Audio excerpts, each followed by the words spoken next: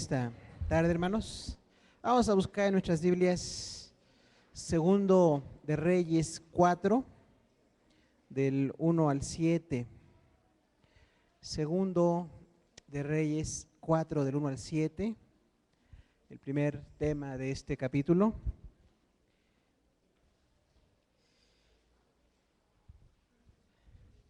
Segundo de Reyes 4, del 1 al 7. Cuando lo tengan, nos ponemos de pie para leer juntos con reverencia la palabra del Señor. Segundo de Reyes 4, del 1 al 7. Dice la palabra del Señor: una mujer de las mujeres de los hijos de los profetas clamó a Eliseo diciendo: tu siervo mi marido ha muerto, y tú sabes que tu siervo era temeroso de Jehová, y ha venido el acreedor para tomarse 2 hijos míos por siervos. Y Eliseo le dijo: ¿qué te haré yo? Declárame qué tienes en casa. Y ella le dijo: tu sierva ninguna cosa tiene en casa sino una vasija de aceite. Él le dijo: ve y pide para ti vasijas prestadas de todos los vecinos, vasijas vacías, no pocas. Entra luego y enciérrate tú y tus hijos y echa en todas las vasijas, y cuando una esté llena, ponla aparte. Y se fue la mujer y cerró la puerta, encerrándose ella con sus hijos, y ellos le traían las vasijas y ella echaba el aceite. Cuando las vasijas estuvieron llenas, dijo a un hijo suyo: tráeme aún otras vasijas. Y él le dijo: no hay más vasijas. Ella cesó el aceite. Vino ella luego y lo contó al varón de Dios, el cual le dijo: ve y vende el aceite y paga a tus acreedores, y tú y tus hijos vivid de lo que quede. Siéntese, por favor, hermano. Estamos considerando en estos días de la predicación expositiva del Antiguo Testamento estos libros de los reyes, donde está registrado el ministerio de Elías y Eliseo, que son muy importantes. Y este tema es uno de los que quizás cuando lo leemos, pues nuestro corazón queda prendado al ver cómo Dios tiene misericordia de la gente que padece necesidad. Y bueno, pues de cosas muy sencillas, Dios hace grandes milagros, ¿no? Dios bendice y Dios prospera a través de algunos objetos muy sencillos. Y bueno, pues tenemos que notar aquí que cuando Eliseo sirve al Señor, en ese tiempo en que hay tanta bendición, tantos milagros con Elías y con Eliseo, hay un equilibrio entre el ministerio profético que ellos tienen y el sacerdotal que está en la casa de Leví. Y bueno, hay una serie de siervos de Dios que el Señor les usa para bendecir al pueblo. Y entonces son personajes que la gente busca para cosas más allá de una oración o de conocer la palabra de Dios. Había necesidades muy prácticas, muy específicas, y entonces acudían con ese siervo de Dios, como es lo que acabamos de leer. Pero tenemos que ver aquí que el Señor tiene misericordia de nosotros en todas nuestras necesidades. A veces la gente dice: bueno, Dios, solamente que sean cosas muy graves, ¿no? Así extremas, ahí Dios participa, pero no, lo que la Biblia enseña es que Dios siempre nos bendice, aún en pequeños detalles, y está atento a todo lo que nosotros necesitamos. Y vamos a verlo en este momento, ¿no? Veremos que siempre que hay un milagro, se dice que la definición de un milagro es la suspensión del orden natural de las cosas con un propósito divino. Eso es un milagro. Se suspenden momentáneamente el orden material que nosotros conocemos, y esa suspensión tiene un propósito de parte de Dios, no es un propósito del hombre. Ahora, esa suspensión viene por la autoridad, por la soberanía de Dios, y Él puede suspender las reglas que Él puso en el universo cuando Él quiera. Pero lo maravilloso es que Él suspende ese orden natural para bendecirnos. Y entonces este milagro se llama de provisión. Hemos visto que hay milagros de sanidad, hay resurrección de muertos, hay milagros de provisión y milagros sobre la naturaleza. Son 4 tipos de milagros que veremos en la Biblia. Y los de provisión, bueno, pues es cuando Dios nos da para nuestras necesidades. El Señor provee en las cosas más elementales cuando nosotros no tenemos cómo suplir lo básico de nuestra vida. Entonces, este tipo de milagros, el Señor multiplica lo material. Cuando usted puede ver que Jesús multiplicó los peces y los panes en 2 ocasiones, con 9,000 familias en total, pues esa fue una multiplicación material de provisión de alimento, ¿no? Usted puede ver también cuando hay que pagar el impuesto, ¿se acuerda?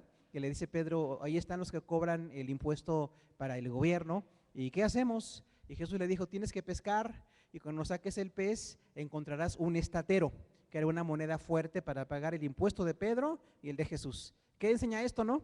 Pues la provisión de Dios y pagar los impuestos a quien hay que pagárselos, y bueno, es una bendición la provisión del Señor.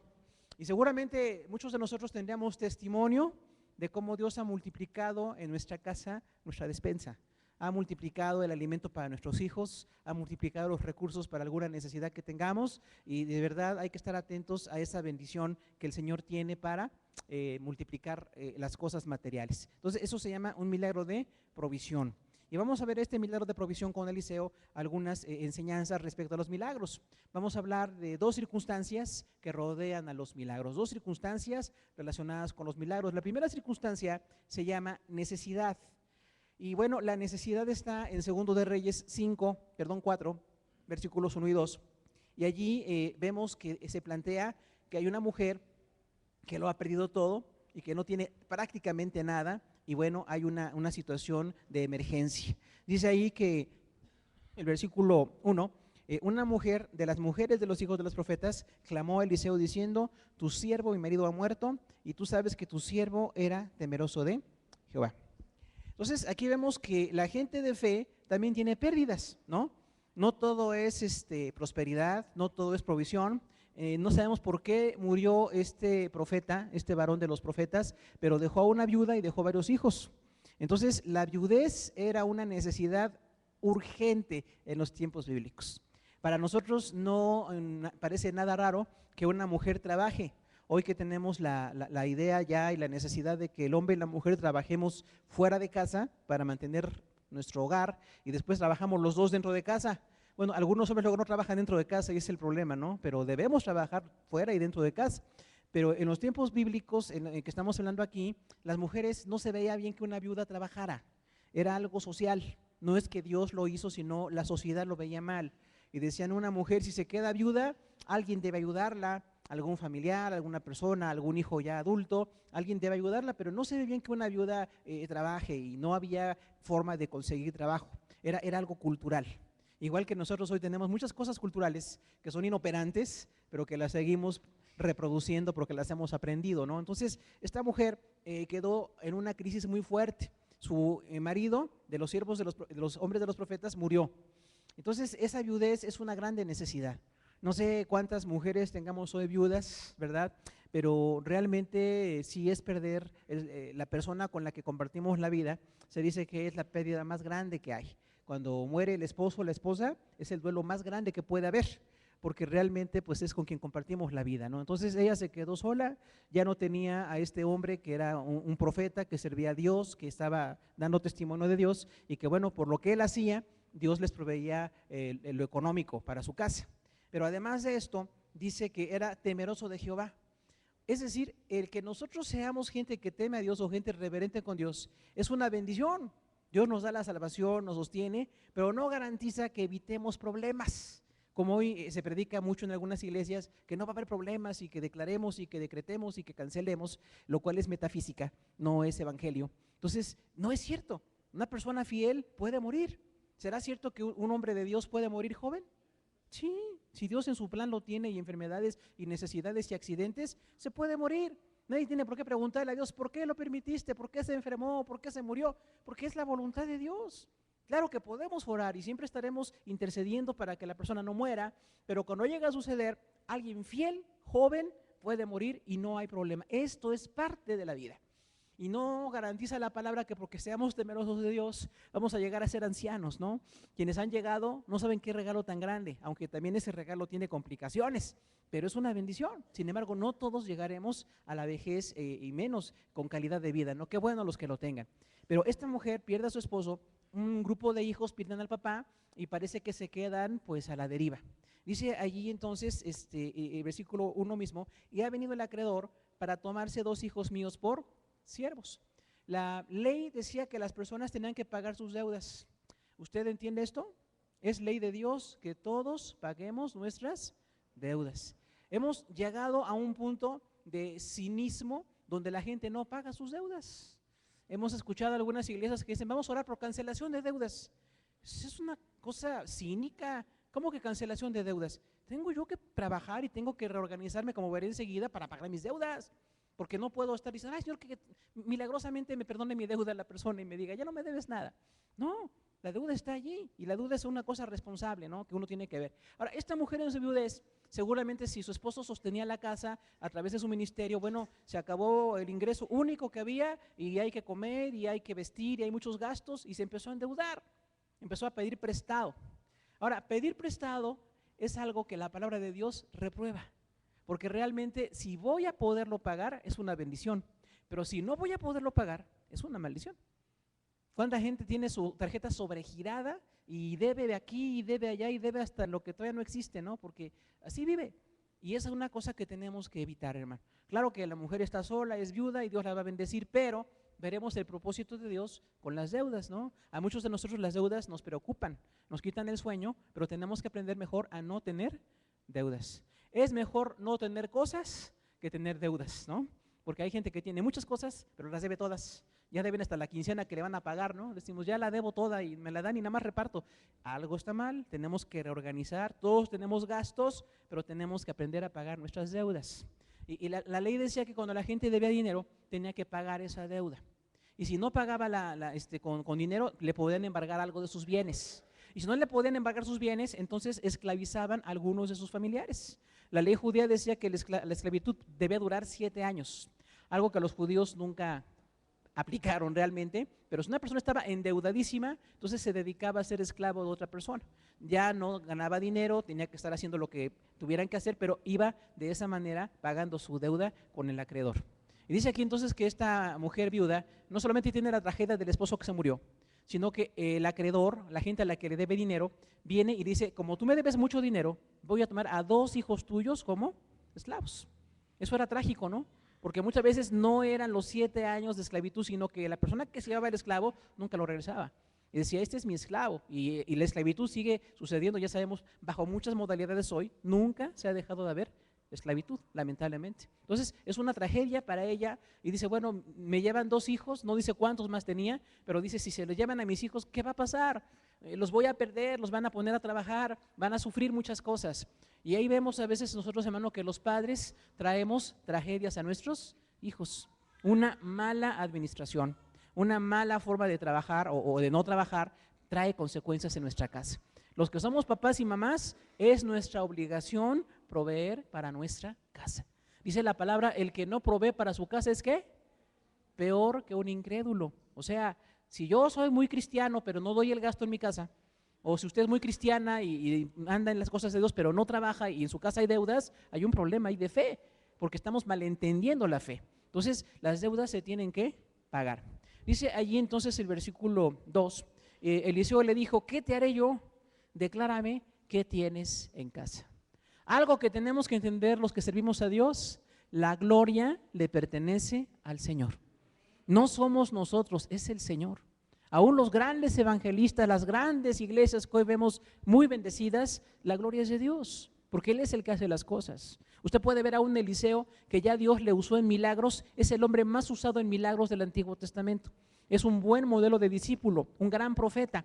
Pero este hombre que Dios hizo milagros, veíamos hace una semana que incluso por defenderle a él, Dios permitió que 2 osos mataran a 42 jóvenes. Fue una forma en que Dios dice, tienen que respetar a mi siervo y tienen que bendecir a mi siervo. Y Eliseo está con Elías y no quiere dejarlo, es fiel, es leal, es el discípulo modelo, ¿no? Es un hombre de milagros. Pero aunque es un hombre de milagros, cuando viene una necesidad dice, ¿qué puedo hacer yo? O sea, no soy yo quien puede suplir la necesidad. No es usted el que puede suplir la necesidad, es Dios el que la suple. Pero nos da el privilegio de orar por la gente para que se supla esa necesidad.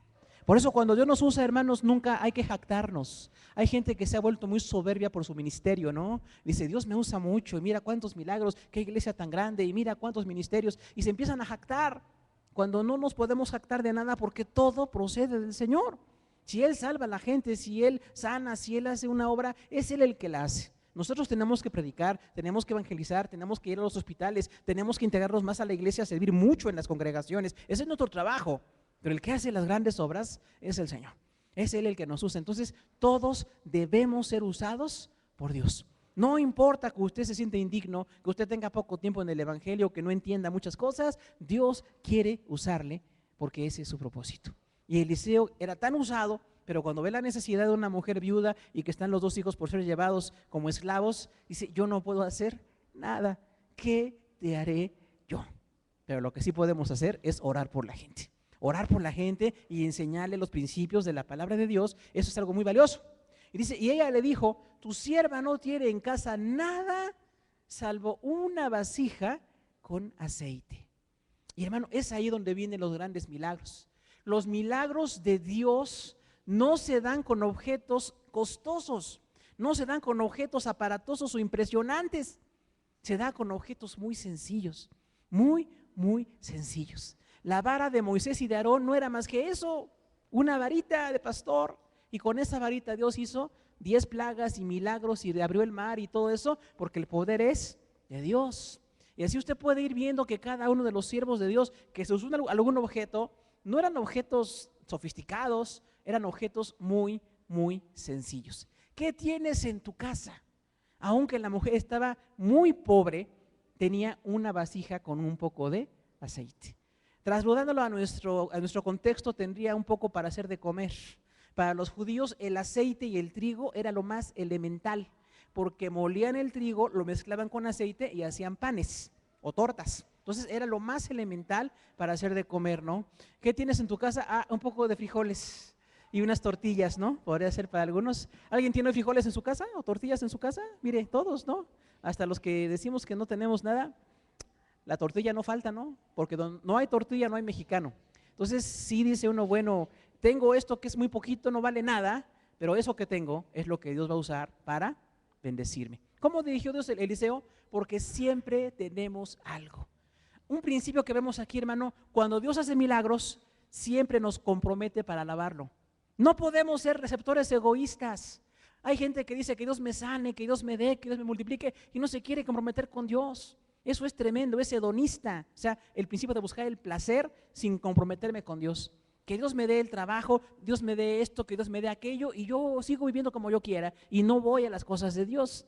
Eso es una gran herejía. Tenemos que ver que siempre hay un compromiso. Si Dios me sana, si Dios me da ese trabajo, si Dios me bendice, yo quiero servirle porque para eso lo estoy pidiendo, para servir al Señor, no para mis placeres. Como dice Santiago, pedimos mal, pedimos para nuestros placeres. Voy a pedir para la gloria de Dios. Lo que sea que Dios quiera proveer, que sea para su gloria.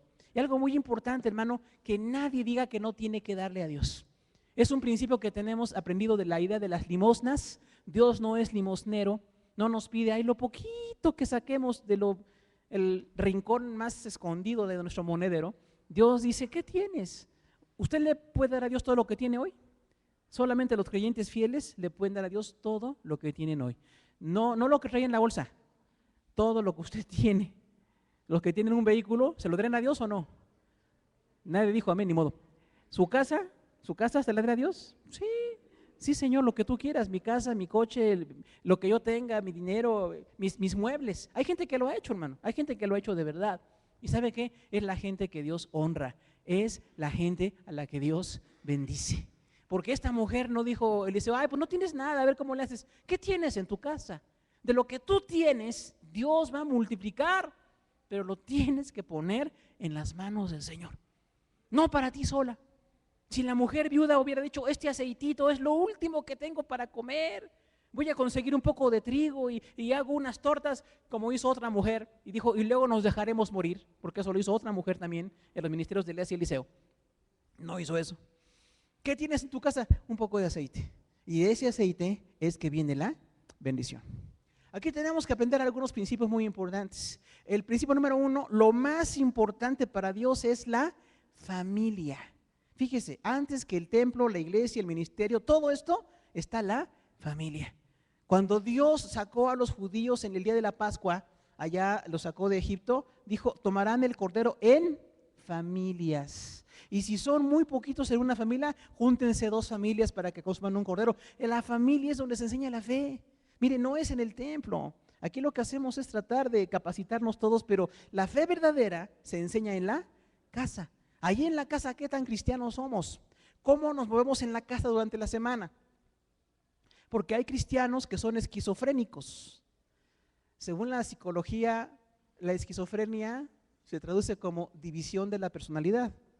Entonces, gente que tiene 2 personalidades, está enfermo mentalmente y tiene una forma de ser y tiene otra muy distinta, como si fueran 2 personas. Es una complicación mental muy fuerte.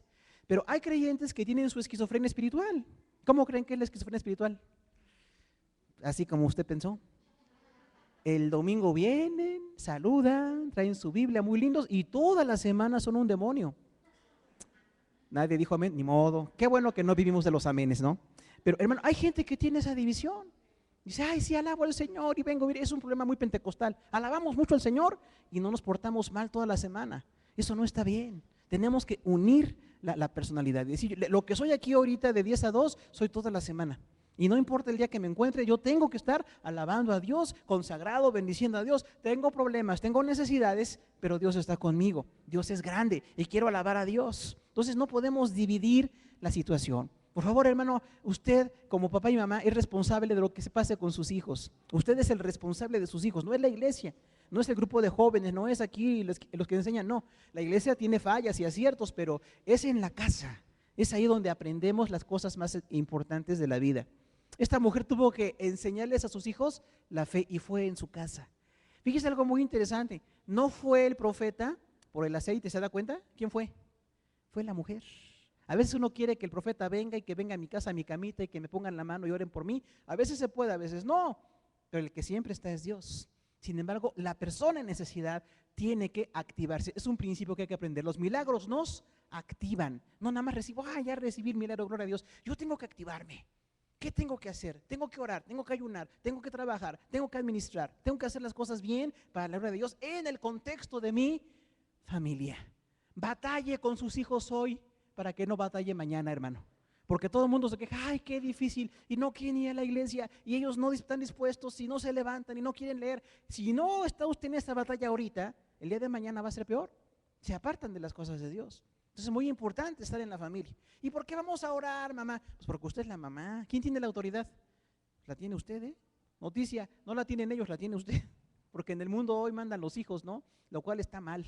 Nosotros los papás somos los que mandamos. Amamos a los hijos, les tomamos su punto de vista, pero seguimos siendo la autoridad, con fallas y todo. Ya dijimos que todos los siervos de Dios tenemos fallas, todos. Y tenemos así que llevarlos en el contexto de la familia. Segundo asunto muy importante, enfrentemos hasta la muerte. Estemos dispuestos a enfrentar hasta la muerte. Porque a veces enfrentamos cosas pequeñitas y ya no venimos a la iglesia. ¿Usted conoce gente que ya no viene a la iglesia por cosas pequeñitas? Ay, es que me vieron feo, ya no voy a la iglesia. Es que quién sabe qué, es que no esto, es que, hermano, o quiere o no quiere. Porque las cosas de Dios demandan esfuerzo, demandan amor, demandan un testimonio entre nosotros. Y esta mujer no enfrentó algo pequeño, enfrentó la muerte de su esposo y por lo que vemos quedó con hijos pequeños todavía ella. O sea, yo debo estar dispuesto a seguir a mi Señor hasta más allá de la muerte. Señor, si tú me permites enfermar al punto de que no pueda predicar, que no pueda enseñar, que no pueda orar y me llamas a tu presencia, aún ahí yo quiero que tú me enseñes a adorarte. Porque a veces es fácil servir al Señor en la salud y muchos condicionamos a Dios, Señor, si me sanas voy y si no le sana, ¿qué? No viene. Y si me sanas voy a dar y si no le sana, no da. Algunos tienen esa fe equivocada, ¿no? Hereje. Yo tengo que estar, pase lo que pase. Aunque alguien se muera, yo te voy a seguir. Todos los que somos casados, dice la palabra de Dios que nuestro esposo, nuestra esposa es lo más amado que tenemos. Y es bíblico, hermano. Pero si yo perdiera a mi esposa, ¿qué tengo que hacer? Yo tengo que seguir al Señor. Habrá un duelo, hay una pérdida, hay un llanto. Ya platicamos con un pastor que fue nuestro pastor muchos años. Y cuando viudó le dijimos, hermano, ¿cómo se siente? Dijo, fíjate que no es una viudez, es una orfandad. Tiene significado, ¿no? Qué tremendo que mi esposa murió o mi esposo murió y ahora ¿qué voy a hacer? Y siempre vivimos y nos ayudamos y buscamos al Señor. Hermano, aunque Dios permita que su esposo o su esposa muera, usted tiene que seguir al Señor. Porque algunos cristianos somos así muy quejosos, ¿no? Hay cristianos quejumbrosos. Ay, no tengo esto. Ay, no tengo aquello. Ay, me falta acá. Hermano, me falte lo que me falte, yo voy a alabar al Señor. Y aún el día que me llegue a sobrar, le voy a alabar también, porque ese es el plan de Dios. Entonces, esta mujer aprendió que más allá de la viudez, ella tenía que alabar al Señor. Otra cosa muy importante, bendiciones del ministerio.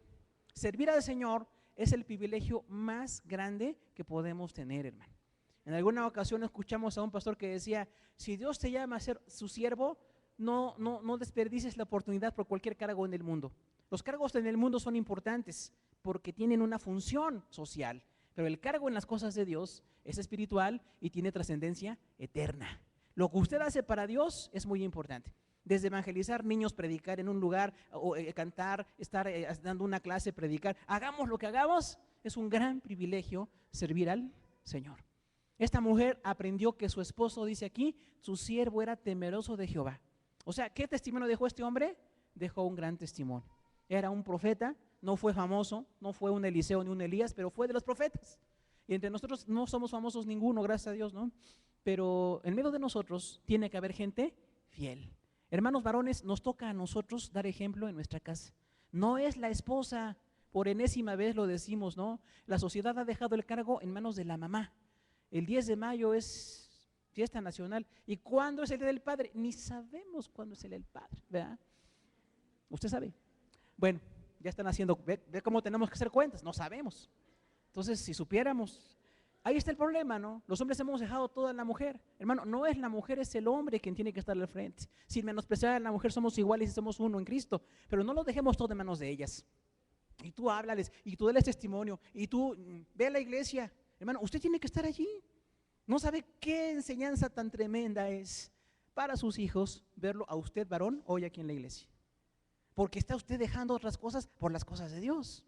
¿Cuántos dejamos las cosas de Dios por las cosas del mundo? ¿Se da cuenta? Hay muchas cosas que nos pueden quitar tiempo. Y decimos, no, pues voy a arreglar acá, voy a ganar allá. Hermano, es muy importante el tiempo de Dios. Venir a la iglesia es algo importantísimo. Aparte de esto, orar.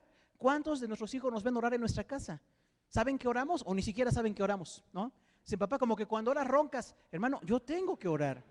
Yo tengo que orar, ¿verdad? Tengo que orar. Leo mi Biblia, mis hijos ven que leo la Biblia, porque usted lee muchas cosas. Ahora que todo es electrónico, vemos hasta lo que no deberíamos. Pero además de todo aquello que debo de leer y ver, y las noticias y el deporte, yo primero que nada está la palabra de Dios. Yo tengo que leer todos los días la palabra de Dios.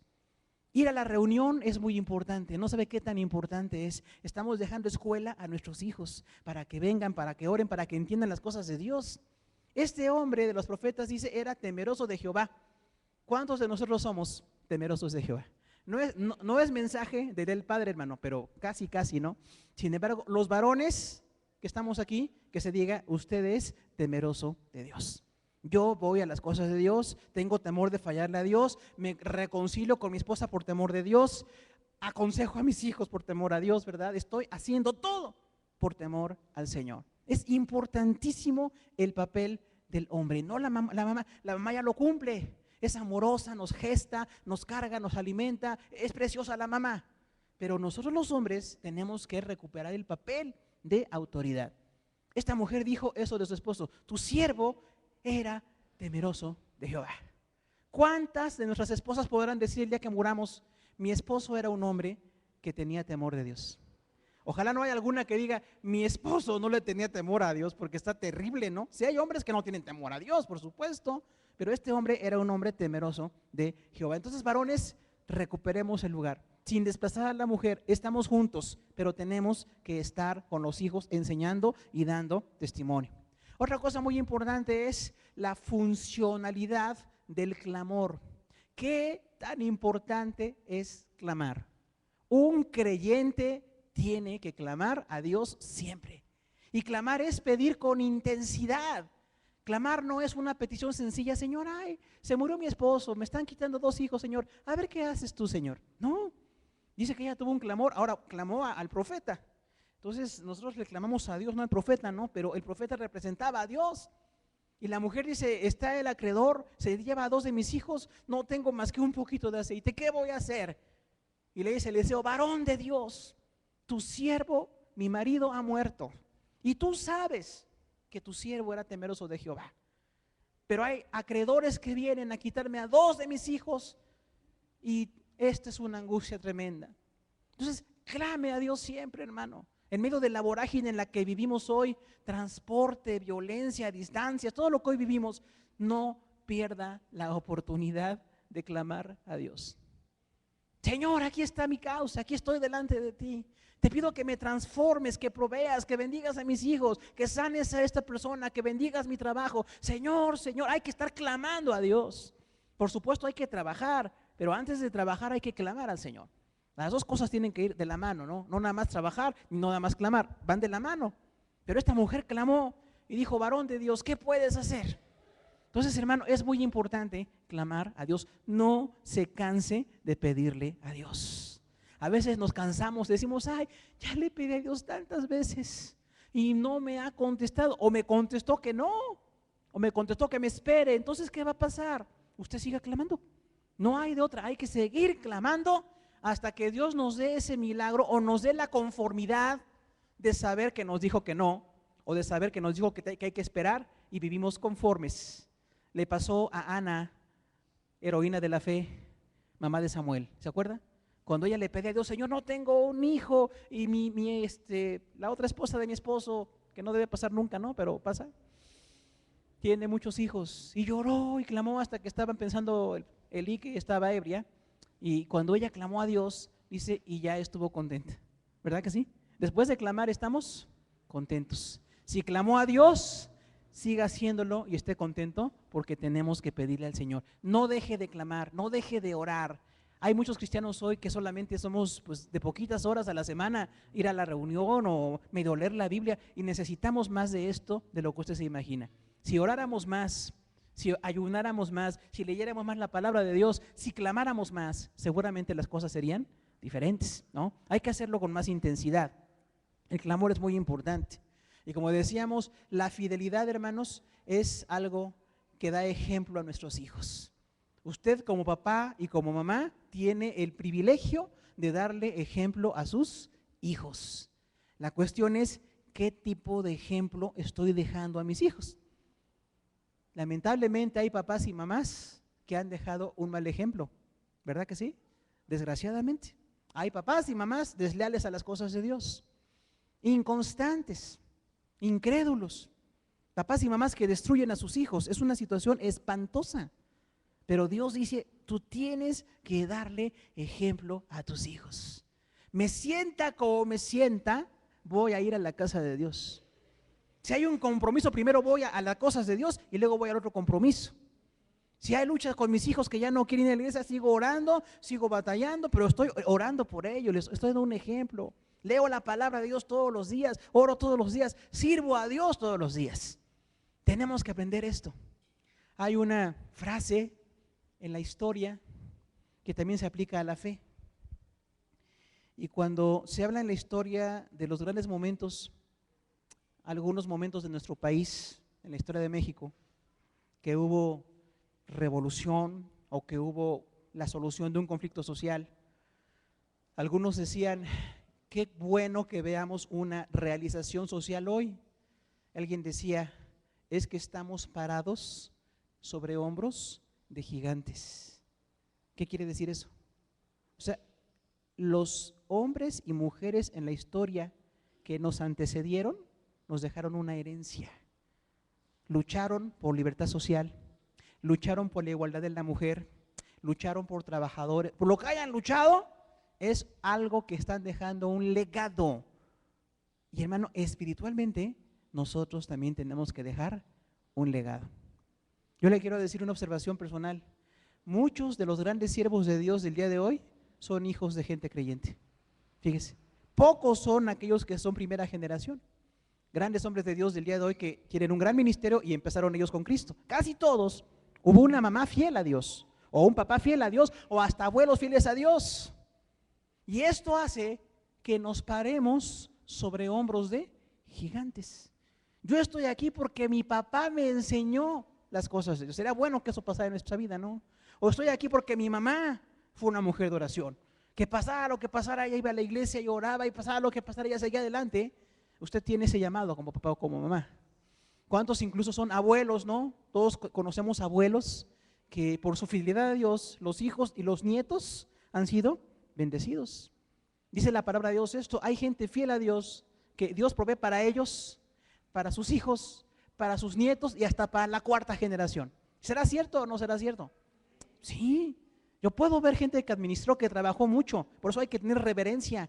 Hay gente que es muy irrespetuosa con sus padres o con sus abuelos, hay que reverenciarlo, hermano. Aunque no haya sido creyente, bueno, es una falla que no creyó, pero los que sí fueron creyentes, con más ganas decirle: gracias, papá, gracias, mamá, porque tú me enseñaste con tu fidelidad que a Dios se le puede servir con amor. Entonces es muy importante que nos paremos sobre hombros de gigantes. Es posible que usted hoy no se sienta gigante, papá o mamá, pero si usted sigue fiel a Dios, indudablemente que será un gigante. Esos hijos, esos nietos, esos bisnietos que vienen detrás de nosotros, que a lo mejor ni llegamos a conocerlos, algunos de ellos, pero sabiendo nuestro testimonio, orando por ellos nosotros, habrá una grande bendición en su vida. Siga siendo un gigante en la fe. Dios no nos llama a ser enanos en la fe, hermano. Hay gente que dice: pues ay, lo poquito que yo pueda, lo menos que yo pueda. No negocie con Dios, dele a Dios todo y verá que siempre habrá una grande bendición. Aunque haya enfermedad, esto no garantiza que haya éxito. La mujer quedó viuda, pero hubo una bendición en la vida de ella y de su casa. Dios quiere bendecir nuestra casa y tenemos los papás y mamás, no son los hijos, los papás y mamás somos los que tenemos que ser gigantes en la fe.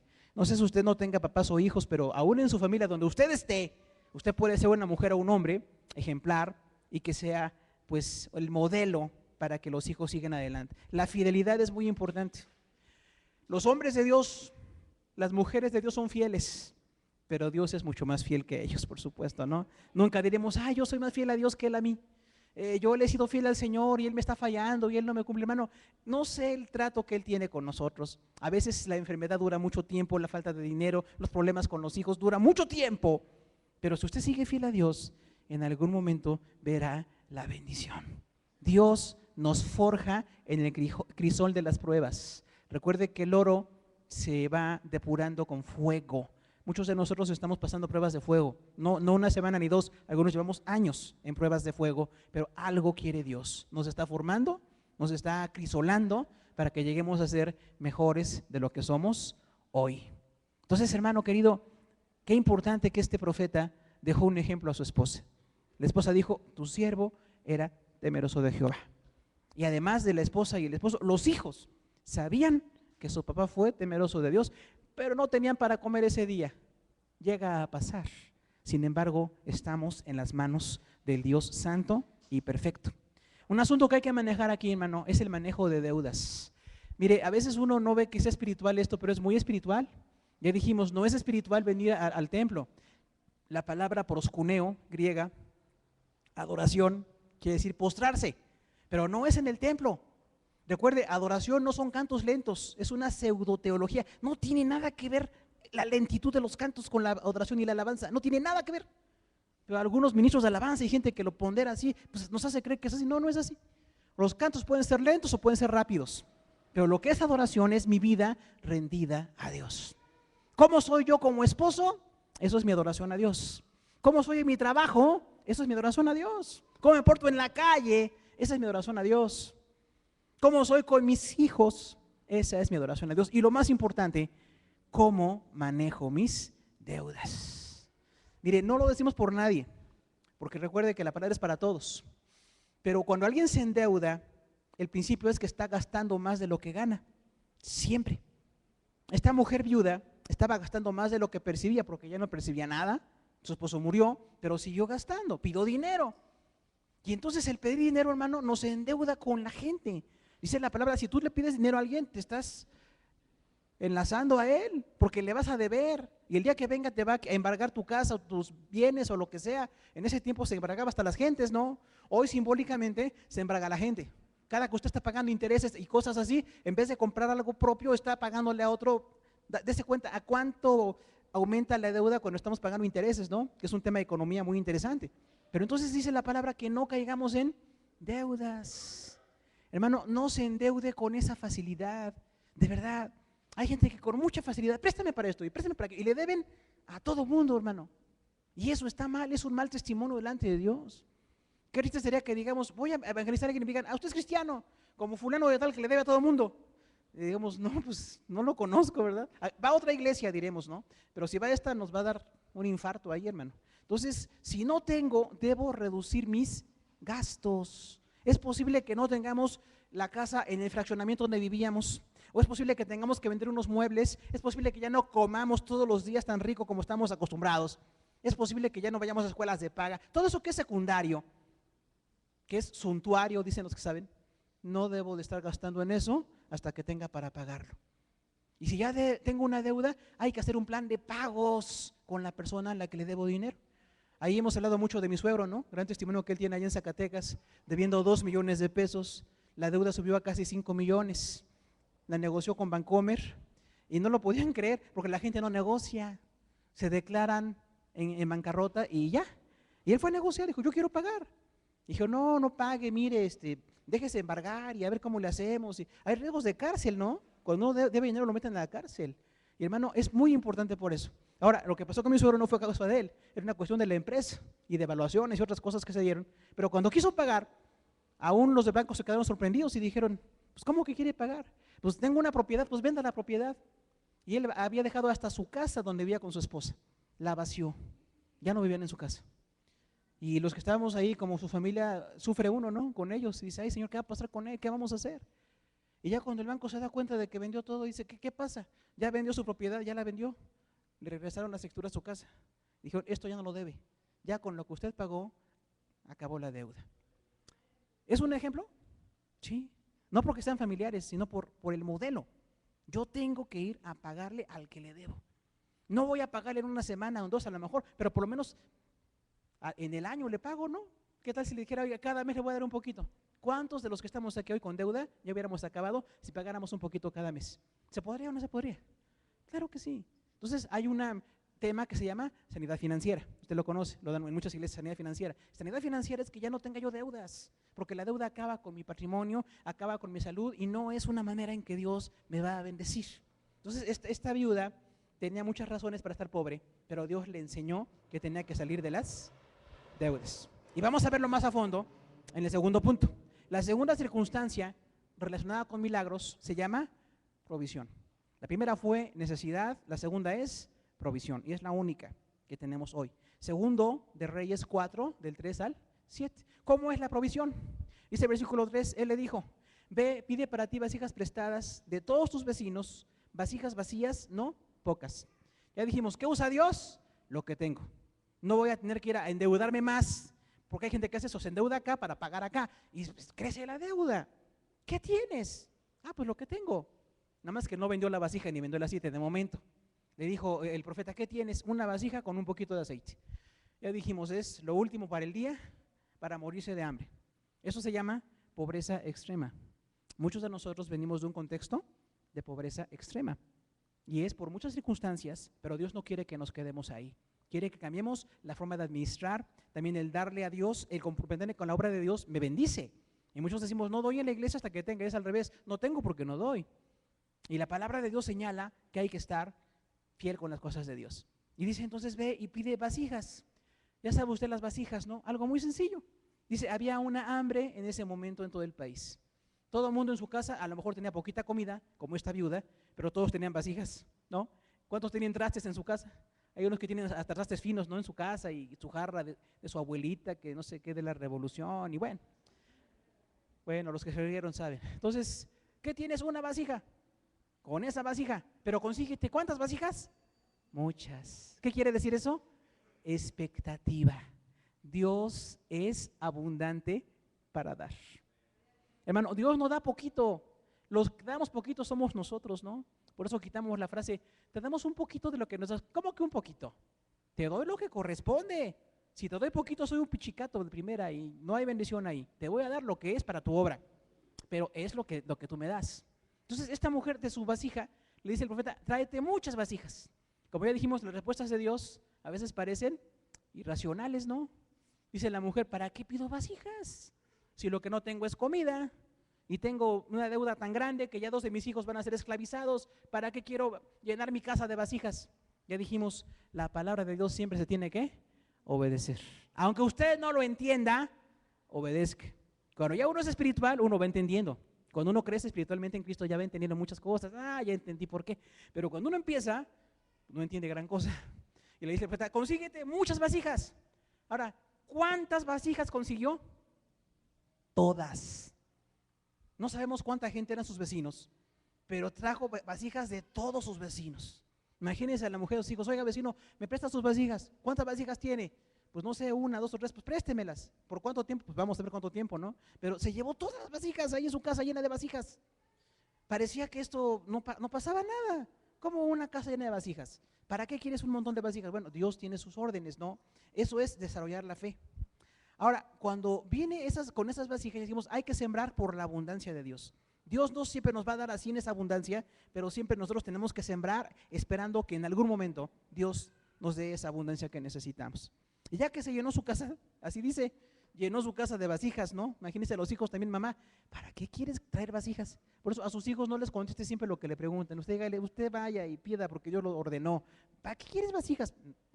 No vamos a estar cuestionando a Dios, ¿verdad? Y muchos aquí cuestionamos a Dios de muchas formas. Entonces, llena la casa de vasijas. Versículo 4, vemos la obediencia. Dice, entra luego tú, enciérrate con tus hijos y echa en todas las vasijas y cuando una esté llena, ponla aparte. ¿De dónde se iban a llenar? Pues de la mano de Dios. Porque si tengo una vasija que está casi vacía, no puedo llenar otra con eso porque ni siquiera está llena esta. Pero la orden fue así. Cuando tomes una vasija, empieza a llenar y cuando esté llena, primer milagro, con media vasija lleno una, ponla llena aparte. Pero con esa que sigue medio vacía, vas a seguir llenando, llenando, llenando, llenando, llenando, llenando, hasta que todas estén al borde. Así es la provisión de Dios. Dios es abundante.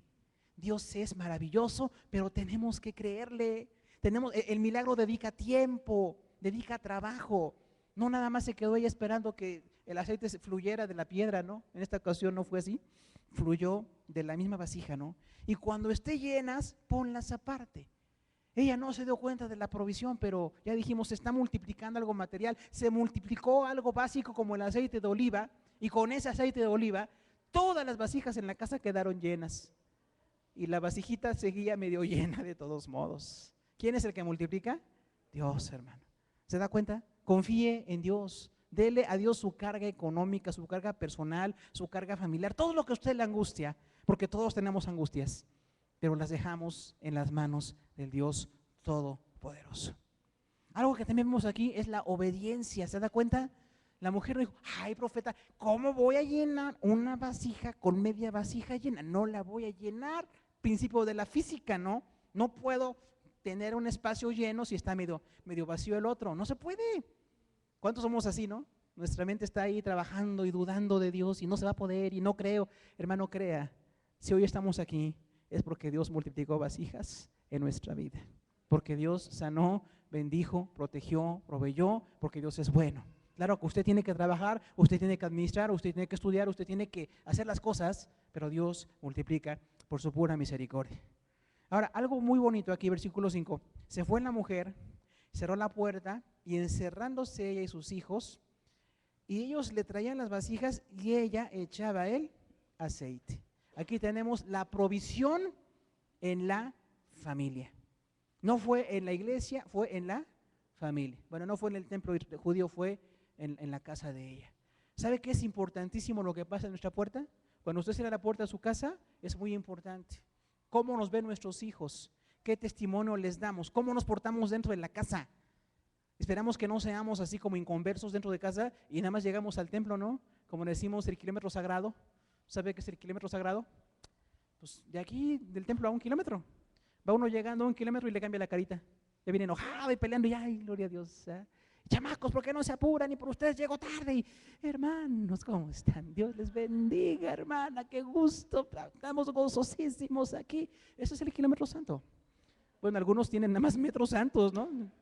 Del pecero aquí, pues, bueno.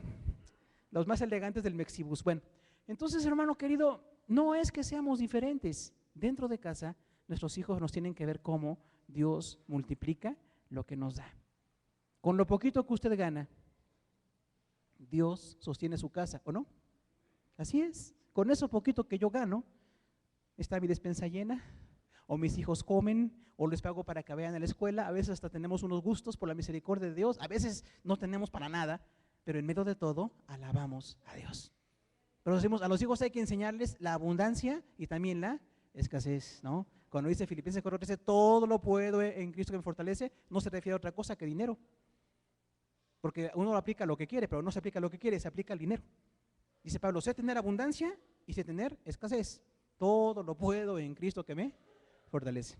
Hoy estamos escasos algunos, en nuestra escasez nos gozamos. Decimos, yo puedo con la escasez. Hoy no voy a comer lo que yo quisiera. O esta semana mis hijos no pueden ir a una escuela de paga, como ya dijimos, las cosas suntuarias, hoy no, pero estamos gozosos con el Señor.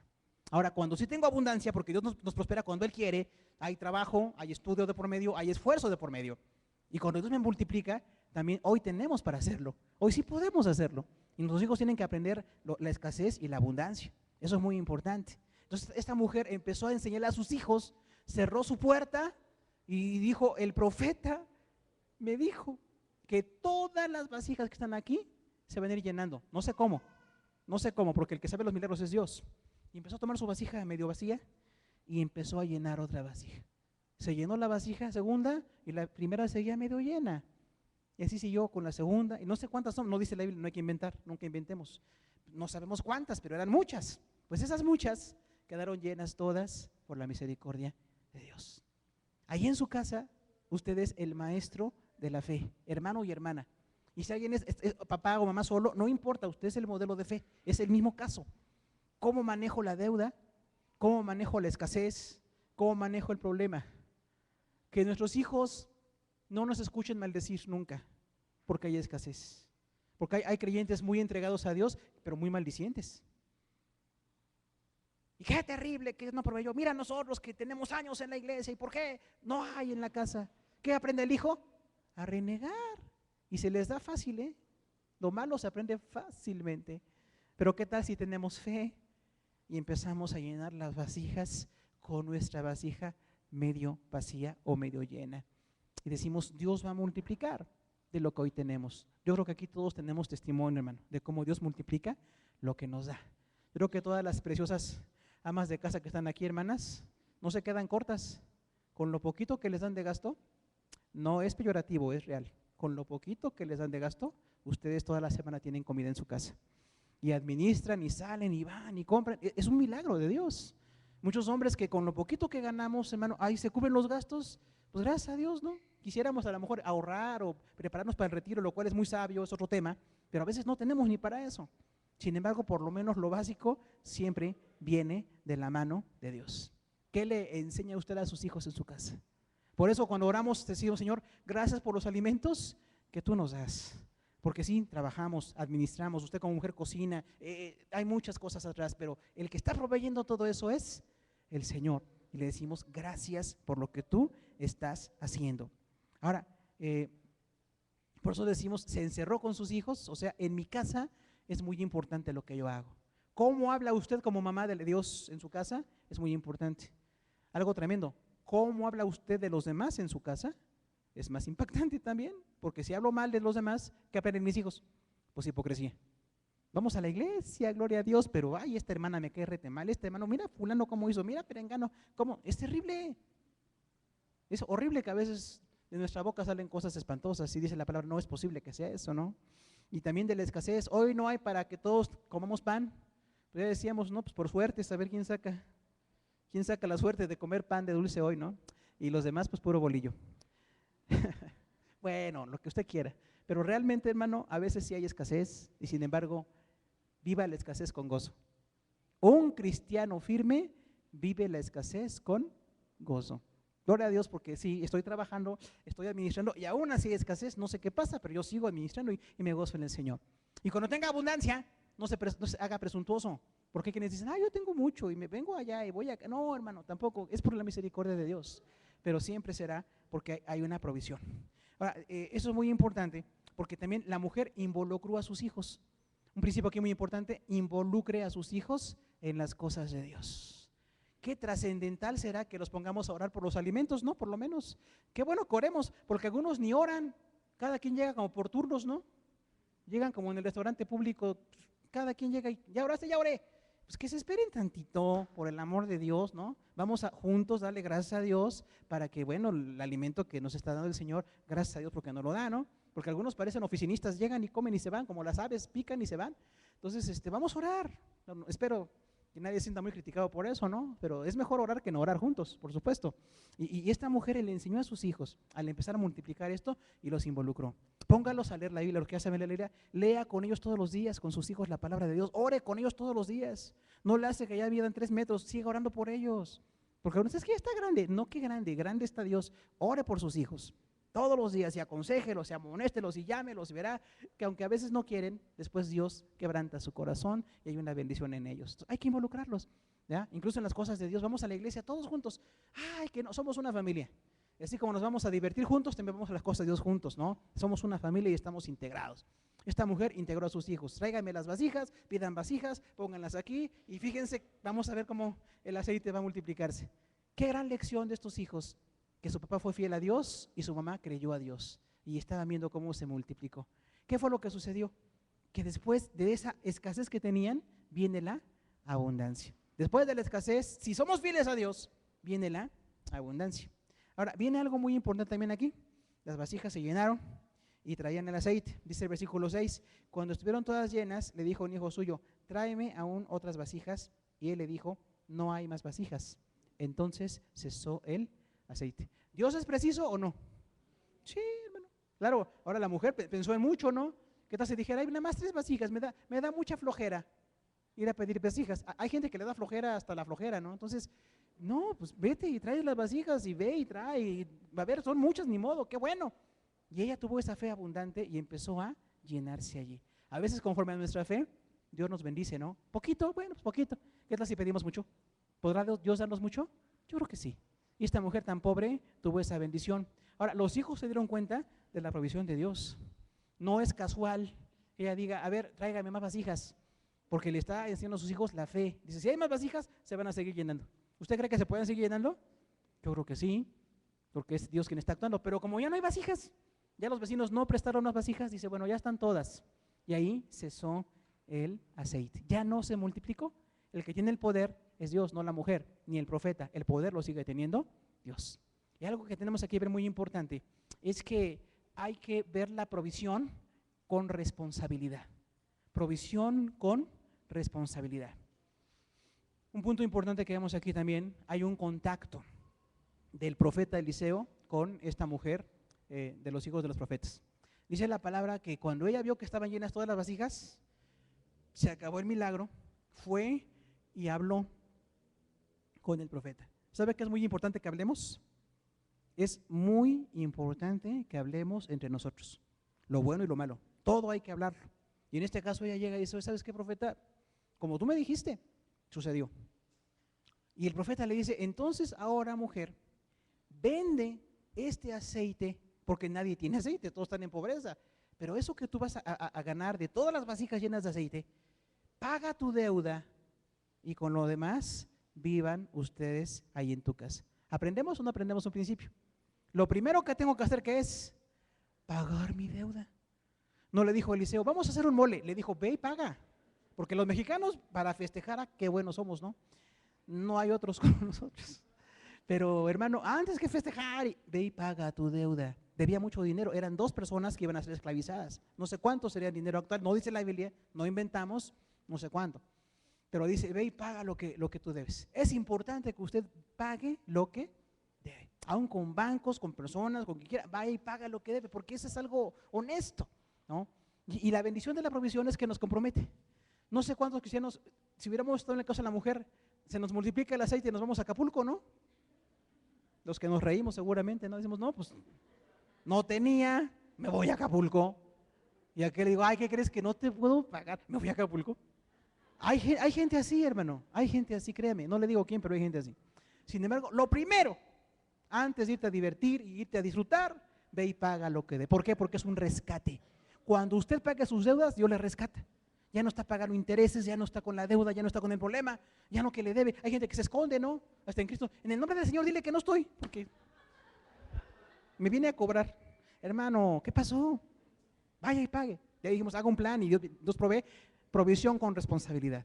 Ahora, cuando ella pagó, lo maravilloso de esto, pagó a sus acreedores, no le quitaron a sus 2 hijos y le quedó para poder seguir viviendo un tiempo largo. Sobró aceite, sigo vendiendo y vendiendo. Iban con la del aceite, ¿no? La que antes era viuda, ahora era la del aceite. ¿Qué es mejor, ser la viuda o la del aceite? La del aceite, por supuesto, ¿no?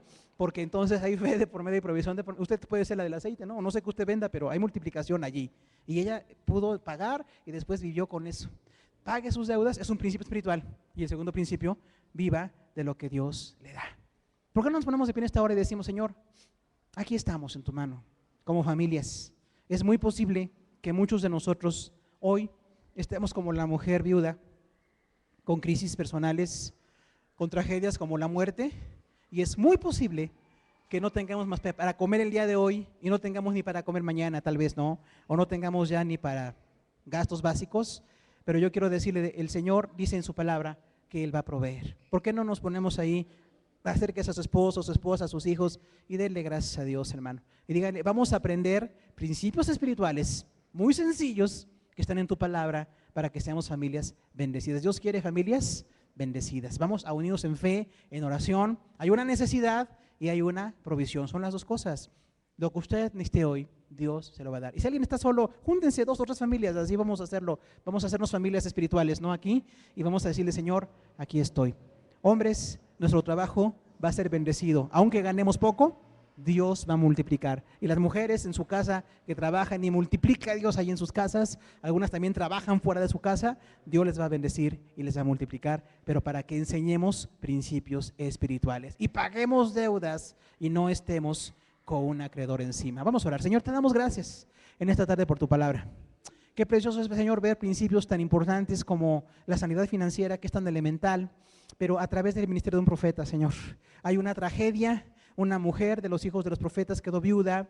No sabemos qué pasó con este varón, Señor, pero él era el sustento de su casa y él murió, como ha pasado con muchos de nosotros que tenemos tragedias familiares o personales, Señor. Pero en medio de la tragedia viene la bendición de Dios. El que sostiene la casa es Dios, el que provee el alimento es Dios, el que provee el aceite es Dios. Pero hay un principio espiritual que aprender, Señor, que es clamar a ti. Hoy clamamos a ti, Padre Celestial. Hay hermanos que tienen deudas aquí, hay quien le debe al banco, le debe a familiares, le debe a personas que son conocidos suyos, Señor, y tal vez no tenga cómo pagar, y el que le debe dinero le está pidiendo algo para resarcir la deuda, o está amenazando con embargarle o con quitarle un bien de su casa. Señor, no sabemos qué sucede, pero no podemos juzgar a nadie. Sabemos que la deuda es un principio de cuando hay escasez, pero hoy queremos aprender a quitar las deudas, Señor. Vamos a aprender a vivir con menos de lo que estamos gastando. Algunos estamos gastando mucho en medicinas, en doctores, en transporte, estamos gastando mucho, Señor, en algo, en algunas escuelas de los hijos, en algunas situación personal, pero hoy te pedimos que tú nos bendigas, Señor, para que lo que ganemos sea lo que vamos a utilizar en esta semana o esta quincena o este mes, Señor. Y si no nos alcanza para otras cosas que quisiéramos tener, vamos a dejarlas, porque no es el plan tuyo que estemos debiéndole a todo el mundo y que estemos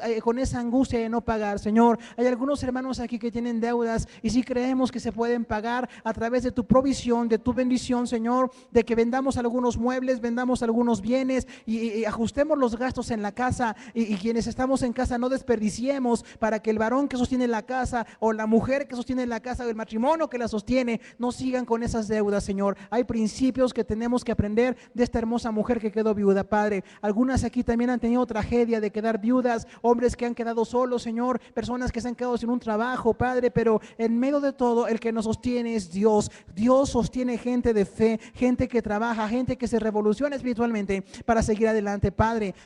Y esta mujer clamó al profeta y dijo: varón de Dios, tu siervo, mi esposo, era un hombre de fe, era un hombre del que temía a Jehová, y ha muerto. Y Señor, ahora tengo un problema porque no hay nada para comer en casa y tengo un acreedor que me quiere quitar a 2 hijos. Y el profeta, Señor, con toda la limitación que tenemos los hombres, dijo: yo no puedo hacer nada, pero oró por ella y le dio una palabra que le dio la revelación de lo que tenía que hacer. Señor, hoy nosotros también en nuestra casa habrá multiplicación del pan, del aceite, del agua, Señor, de la comida, de la bendición, del salario que tenemos. Se va a multiplicar para cubrir los gastos, porque tú conoces nuestra casa, Señor. No te es ajena la necesidad de esta mujer, de este hombre, de esta familia que está aquí hoy, porque en nuestra necesidad estás tú, Señor. Tú eres el sustentador de nuestras vidas. Enséñanos pues a administrarnos bien, porque esta mujer tuvo que trabajar, tuvo que tener fe, tuvo que esperar, tuvo que confiar y lo más importante, involucró a sus hijos. No fue ella sola, sino que los trajo para que vieran el milagro, para que pidieran vasijas, para que movieran las vasijas llenas de aceite. Hoy como papás vamos a involucrar a nuestros hijos, Señor,